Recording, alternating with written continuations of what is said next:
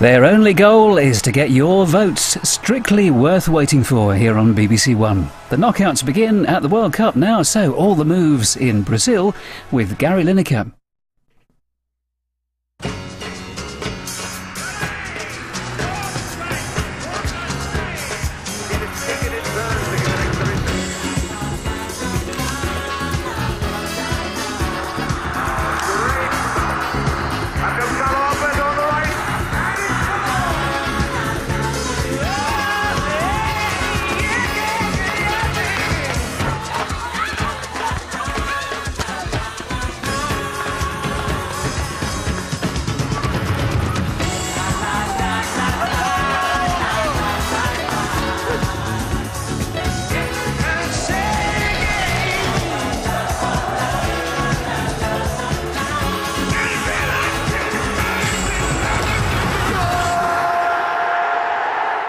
Good afternoon. It's a sunny, warm, hazy Saturday afternoon in Rio, and Copacabana Beach is, well, empty and fast. And that's because they're all heading there, to the fan park. The host nation is set for the knockout stages of the World Cup. South American rivals Chile are the opposition, and there's a golden glow across Brazil. And it's not just the sunshine. Once, white was my color. White was the color we wore, that we all wore. It was the color I wore at the Maracanã in 1950, when our destiny, the World Cup, was handed to Uruguay. I cried white tears with my country. We called it Maracanazo, a new law. And white was washed away from our shirts and memories. We had to fill the void with another color. Yellow became Brazil. It became us. The color of the emperors, now the color of the people. The ordinary people and the extraordinary people. We painted the football world with yellow in streaks and patterns. In 1970, we could parade our yellow to the world. Color television, fluorescent football. Now, when I think of yellow, I think of victory, passion, euphoria, the color of sunshine.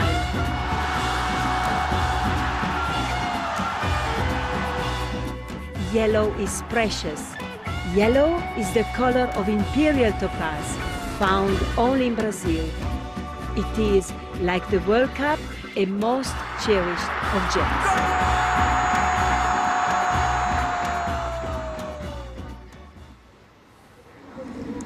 And the men in yellow have arrived at the Estadio Mineirão. Neymar already has 4 goals to his name. He's very much the poster boy for the Brazilian fans, who look like they've been enjoying the build-up in some of Belo Horizonte's 12,000 bars. Chile's best performance at a World Cup came on home soil when they finished 3rd in 1962, but they haven't got past the second round since.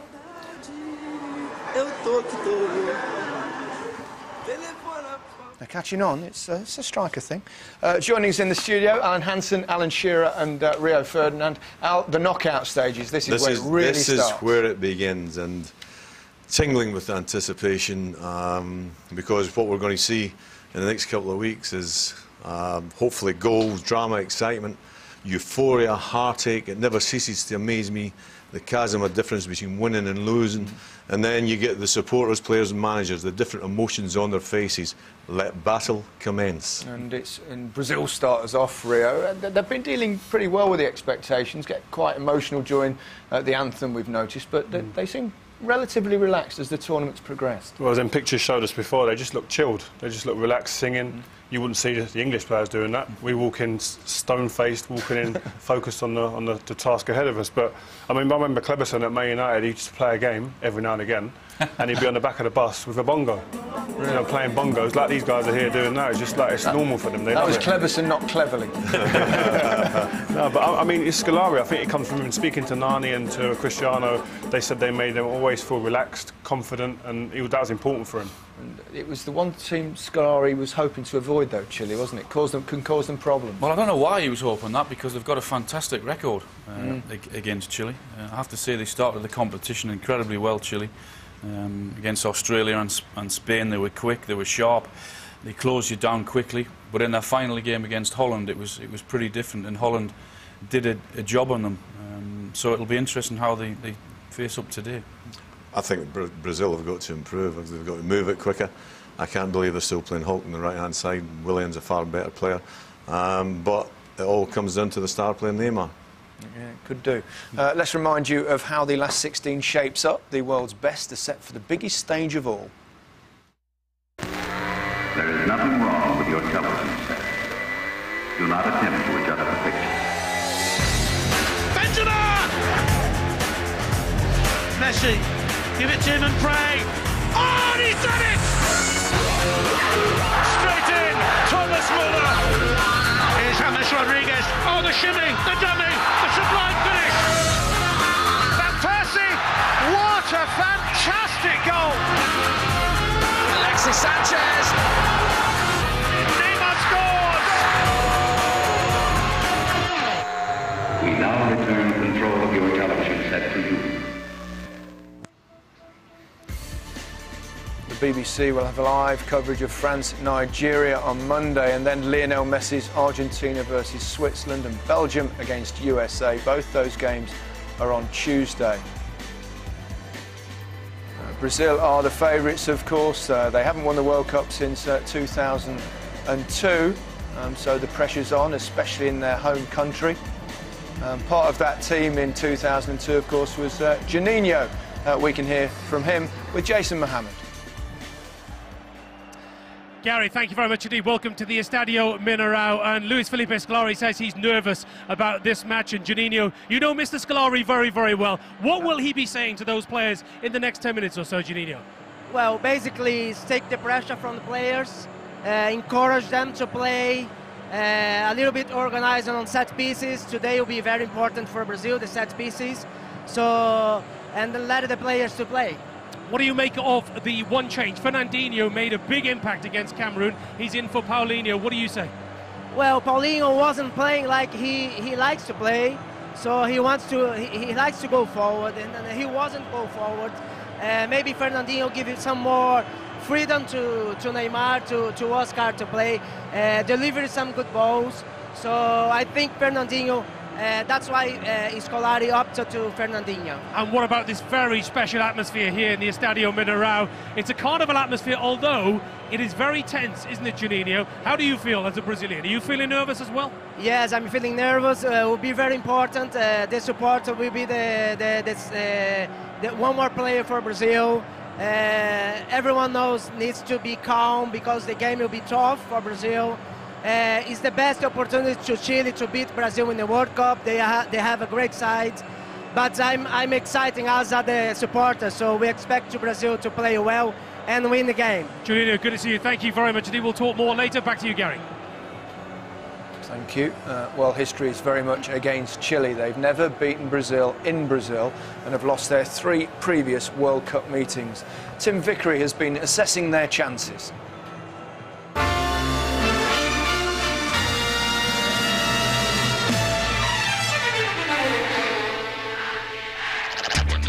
Chile are about to confront the demons of their past. After last Monday's victory against Cameroon, the Brazilian press built up the claims of Neymar as the new Garrincha. 1970. He was the man who inspired Brazil to a semi-final victory over Chile when they were hosts back in 1962. And it was Brazil who ended their interest in France '98 and South Africa 2010 too. But this Chile side, perhaps the country's best ever, they want to write their own history. Jorge Sampaoli, their electric little coach, has 2 key resources at his disposal. A talented group of players coming into their prime and an idea. The style of his team, he says, is non-negotiable. Attack, press high, strike quickly, play in the opponent's half. It's already ended the reign of world champion Spain. Ruining Brazil's party is next on the list. Chile have no interest in parking the bus. They want to drive it straight through you with their mass support coming along for the ride. Not so long ago, the country celebrated the rescue of 33 trapped miners with a simple refrain.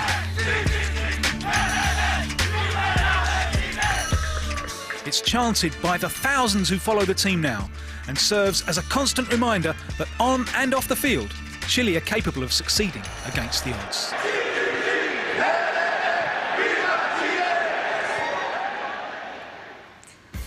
This is how they line up. Captain Claudio Bravo has signed a 4-year deal with Barcelona on Wednesday after 8 seasons at Real Sociedad. Cardiff's Gary Medel lines up in the back three after overcoming a muscle strain. In midfield, Isla, Diaz, Aranguiz and Mena have started every game so far. Ahead of them is the talismanic Arturo Vidal. He was rested for the last game after recent knee surgery. And up front, Barcelona's Alexis Sanchez will again partner Eduardo Vargas, who's scored 13 goals in his last 18 games for Chile. We've seen a lot of Sanchez with Barcelona, but Vargas is also very influential for Chile. He scored in his last 2 games against Brazil, including a 2-2 draw at this ground last year. I think they're a dangerous pair, Gary, him and Sanchez. They work their socks off between them. Not only that, but they've got ability. Vargas, very, very unlucky here against Australia. Saved off the line, and this is one of the best goals of the tournament for me. The way they spring on Spain here, and just watch the passing between them. They know exactly where each other are, and the ball eventually comes into Vargas there, and what a finish that is. Cool, calm, balance, the way he goes around Casillas, and it's a great, great finish. So they'll be a handful today, those two. The other aspect of the game, Alan, that's, I think, been pretty influential and excellent at times is their pressing. Well, against the Spanish, I thought was one of the great pressing performances I've ever seen. And the object of the exercise is if the front two are pressing, then everybody else has got to press behind. If not, then it's useless. But what we see here is that they're hunting in packs. The front two are working relentlessly. Rio, and this is pressing at its very best. This reminds me of Barcelona 3 years ago, when Pedro used to be the catalyst. When he went, the whole team followed behind him, and it's the same here. Sanchez is chasing around, Vargas chases around, and when they see the time to go, it goes in a wide area, they all fly in. And it forces them to go forward here. Yeah, and they win it, and then they set off attacks like that. The goal against Spain was a prime example. But the downside is you use a lot of energy when you're playing like that. And this is a Dutch goal. You've got Robin on the post, you've got Depay here. When it comes forward, Robin makes this run, which is exceptional, but Depay runs past about 3 or 4 of them, and they look a little bit tired, maybe. Yeah, I think in a tournament like this, to go deep into a tournament like this, you've got to kind of preserve energy at times and have something in reserve for the later stages of a tournament. And these guys go full pelt for 90 minutes every game, and maybe that could be a little bit of a sticking point for them later in the tournament. Very difficult to keep doing that. Could prove costly, we'll see. The Chile team won't be lacking support this afternoon. An estimated 40,000 fans have made their way to Belo Horizonte, and Jason Mohammed has joined them. They've come in convoy, in cars, in vans, in caravans. They've been noisy and colourful too. Vamos, vamos Chileno! You've got everything in here. He's got the fancy dress, he's got the towels, the tent. My son bought this motorhome specifically to travel to Brazil. It's a passion. We Chileans, we love our shirt. It's a bit small for me. No. Gary Medel, huh? Sí, Medel no. Chile is coming to Brazil to pick up the cup. Score? 2-1? No, 1-0. Sánchez. We will leave Brazil crying, and then we go to Fortaleza. And then to the Maracanã to win the cup. Para Chile. The Chile fans are here, and this lot think they can win the World Cup. Vamos Chileno, que mañana. It's very excitable. As for the Brazil fans, they haven't seen their team lose a competitive game on home soil since 1975. Alan, you're going to take us through the team that starts tonight. Yep, Julio Cesar has faced just 7 shots so far this World Cup. No keeper has had fewer to deal with. In defence, David Luiz has overcome a back problem to keep his place in an unchanged back 4. Centre midfield, Fernandinho of Man City makes his first World Cup start with Paulinho dropped after a run of poor form. And attacking midfield, expect plenty of movement from Oscar Hulk and Golden Boot contender Neymar. 4 goals already for him. And Fred will lead the line once more after getting off the mark and completing 90 minutes against Cameroon. We're praying for Fred to score a hat-trick. Absolutely praying. We'll come to that shortly. As you said, Alan, all eyes, of course, are on Neymar. Already in the top 6 all-time goal scorers for Brazil. And at the age of 22, Pele's record could well one day be in his sights. And Alan Shearer has been investigating. The moment that made Neymar. Aí, Neymar. A nation held its breath. Vamos ver. They expected victory. But Brazil hadn't proved themselves on the big stage for 12 years. Se concentraram. With murmurs of discontent rumbling through the country, the Brazilian side needed to get off to a good start. Partiu Neymar. É com o pé direito. And when it mattered, Neymar delivered.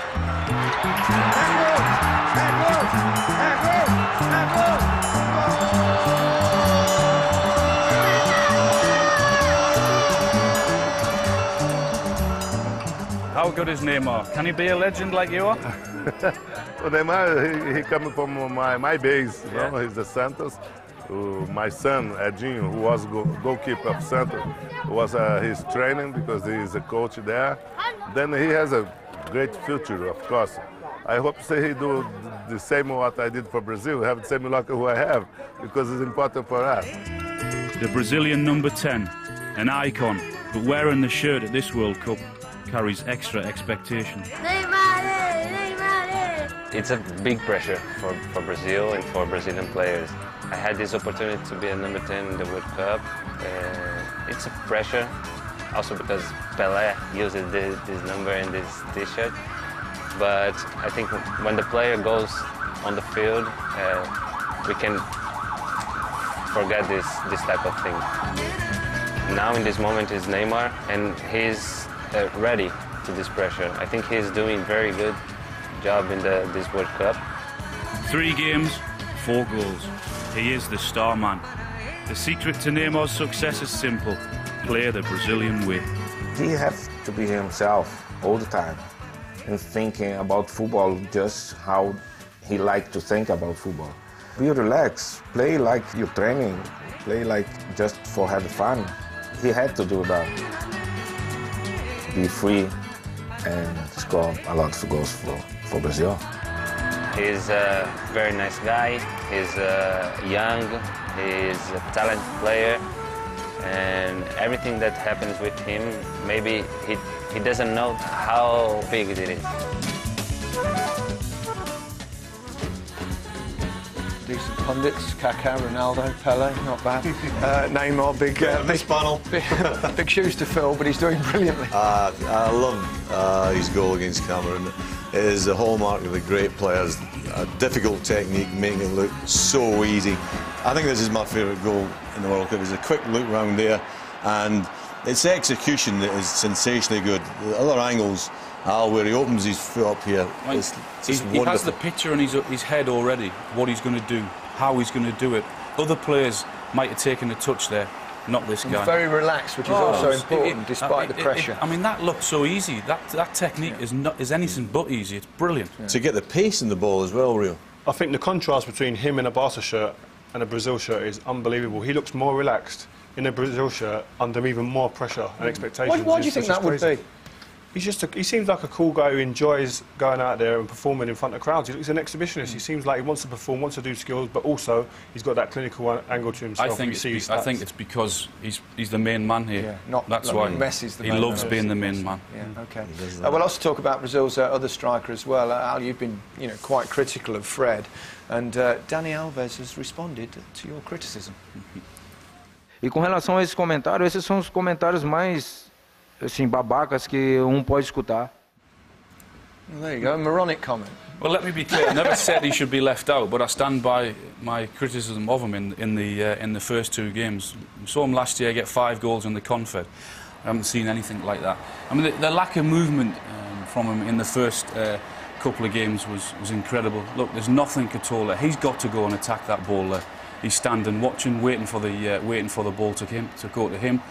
Again, look. Nothing at all.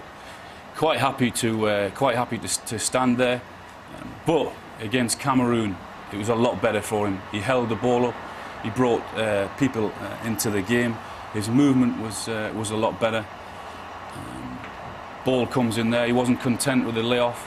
Gets in there. Perhaps, well, he should score. I don't think there's any doubt about that. His confidence is up a little bit. Not frightened to take an effort at a goal. This is his goal that I thought his performance deserved in the third game. He's in the box where it matters. He's winning you over. Well, he had one touch in the box in the first game. Slowly but surely, particularly in that Cameroon game. Players like that rely on the team, don't they? But yeah, that's what I think. I think he's playing to what the manager wants. And the manager wants more than one touch I think the in the manager box, but I think the manager wants him to stay high and not really involve himself, but keep their defence back. That's what I think what he wants from Fred. And he's not getting involved, but he's doing a job for the team. Like Al says, he's got to do more than he's doing. Mind you haven't said that. I think that Alves is a very, very good judge. So do I, actually. Rio, what about the other end of the pitch? David Luiz, you're not sure about him, defensively anyway. Yeah, I think he reminds me of a little bit of myself when I was a kid, when I was at West Ham, in that I went into games thinking about what I'm going to do going forward rather than defending. And I think he's got to change that mentality. He's got to be more intensive with his defensive responsibilities. Concentration levels have to go up for him to become the player that his potential says it should be. But his passing ability, his passing is just sensational. But like Rio, I agree. I think every time I look at him, there's a mistake in there. I think mistake, and that's not what you want in a centre back. You want total and utter reliability. And for the goal, the Cameroon goal, I mean, he's all over this. He is so his body casual, laconic, and not looking after where the danger is. And I don't think he smells danger really. He's not naturally a defender, I don't think. And I think he's, as I said, his body position there, he doesn't even know where the forward is. So he can't even begin to defend. You don't like Hulk, you don't like Luiz, and I think Fred's brilliant. Apart from that, they're not a bad team. Good job they got Neymar. This is the scenes in Belo Horizonte, and the whole of Brazil is looking forward to this one. I mean, it's been quite something just being here in Rio where the game isn't. But big ask for the Chile players as well to see if they can handle the pressure of playing against the tournament. Well, when I said Holland did a job on them in the third game, what I meant is Holland actually sat deep, kicked a lot of long balls and invited them onto them, and they couldn't really handle it. I don't expect Brazil to do that today because the fans won't accept that. They'll expect Brazil, as they always do, to try and attack and try and score goals. Teammates there, teammates from Barcelona, the three of them. Neymar, I think if Alves. I think if Brazil are going to win the tournament, they've got to up the tempo, they've got to play better. They can't rely on one player to bail them out every single time. I think they've got to move the ball quicker. That would be the secret. Great to see two lots of fans all together there as well. But even in the tunnel there, we don't do that. I wouldn't be standing there rubbing Al's head before the game in the tunnel. That wouldn't happen. So you're not to blame for the That's why I've got no hair. They're comparing hairstyles there, long bits, highlights, a lot. They're so relaxed. It's a different mentality altogether in South America compared to us. They won't be relaxed when they get on the pitch, that's for sure. But going back to Luiz, I think he could be a great defender if his concentration level was up, because he can dictate a game from back there. He's done it against us at Old Trafford for Chelsea. Speaking of great defenders, I think the guy we just saw there on the screen, Thiago Silva, I think he is a great defender. He's the best in the world today.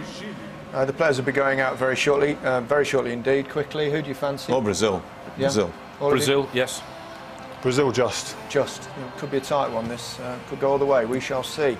First possibility, of course, of extra time and indeed the old penalties from here on in.